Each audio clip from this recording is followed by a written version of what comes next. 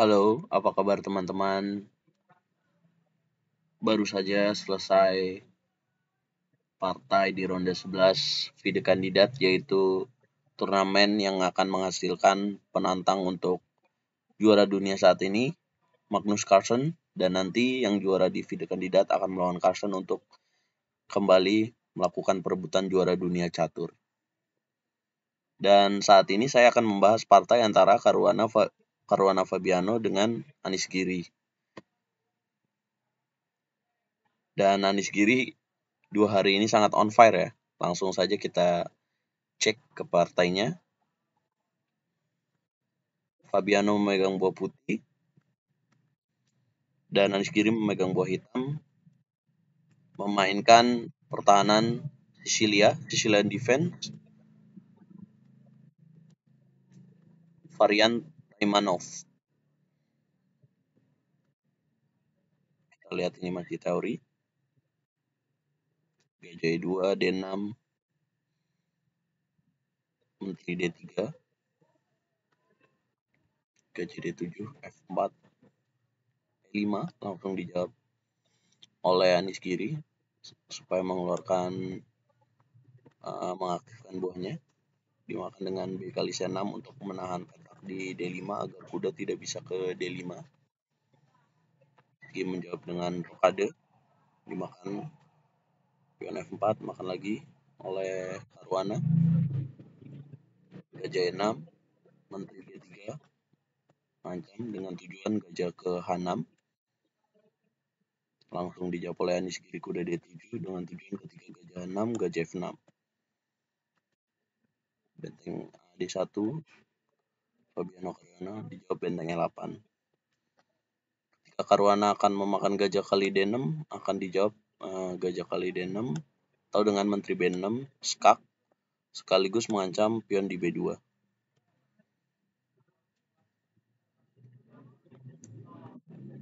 Geser untuk mengancam pion di D6.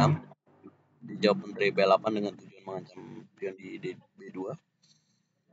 Dan dijawab oleh Caruana B4, tujuan mengancam petak E5. Dijawab oleh Anies Giri, kuda E5 menutupi ancaman pion di D6. Sekaligus mengaktifkan buahnya B5 dengan tujuan break, menghancurkan petak di D5 agar kuda juga bisa masuk. Dan dijawab oleh Anies Giri benteng C8 dengan tujuan makan, mengancam pion ke C2. Dijawab lagi makan B kali C6, benteng kali C6, kuda D5. Diberikan pion di petak C2.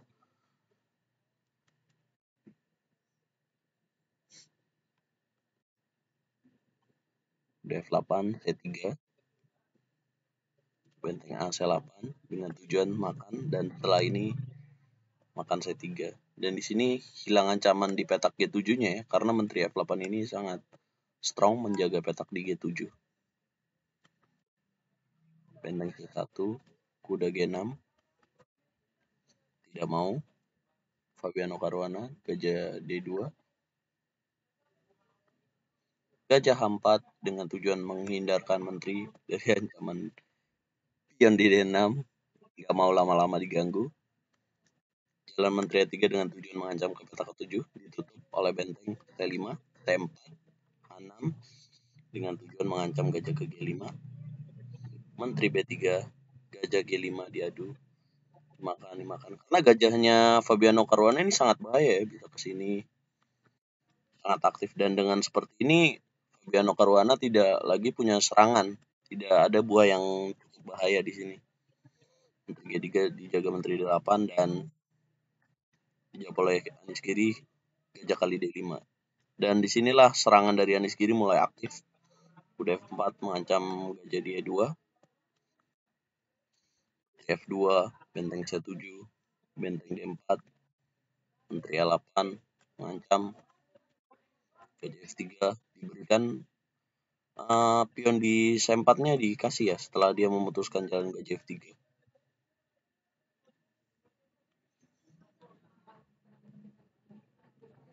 makan.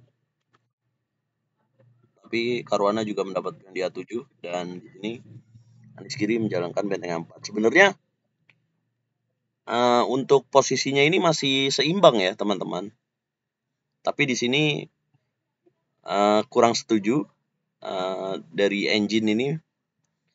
Setelah saya analisa, engine tidak menyarankan bahwa langkah Menteri F2 ini yang membuat Caruana akhirnya bisa kalah karena langsung minus di sini. Langsung keunggulan yang cukup besar diraih oleh Anies Giri. Mungkin di sini bisa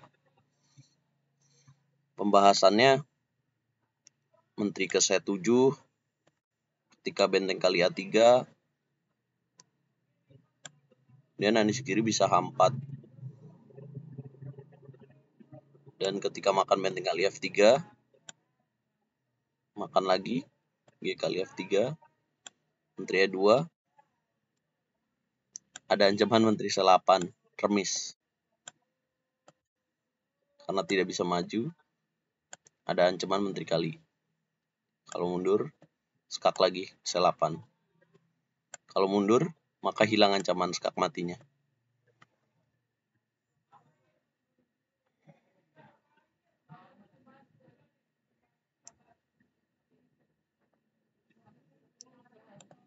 Kembali lagi ke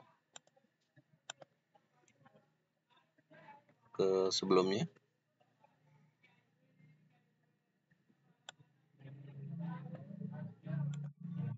Ini ya, kuda F4, Menteri F2, benteng C7, benteng D4, F3, benteng kali C4, benteng kali C4, Menteri A7, benteng A4, dan inilah yang membuat akhirnya Anies Giri unggul dengan 1 pion. Sekaligus buah dari Caruana sangat tidak aktif. Mungkin di sini Caruana tidak melakukan persiapan yang cukup matang seperti ketika melawan Maxim Fajar Lagraf ya. Kali G5, bentengnya 1, kudanya sangat kuat sekali. Bentengnya 1, bentengnya 8 menjaga back rank check G4. Dan bentengnya 2 dilakukan oleh Anies Giri dengan tujuan ketika makan ada Menteri H4 cek, ketika Raja geser ada Menteri kali A1 mendapatkan gajah di petak E4, unggul 1 perwira. Tapi di sini juga sebenarnya Anies Giri juga dia bilang bahwa benteng A2 itu terlalu cepat, harusnya dia hanya melakukan F5 saja harusnya.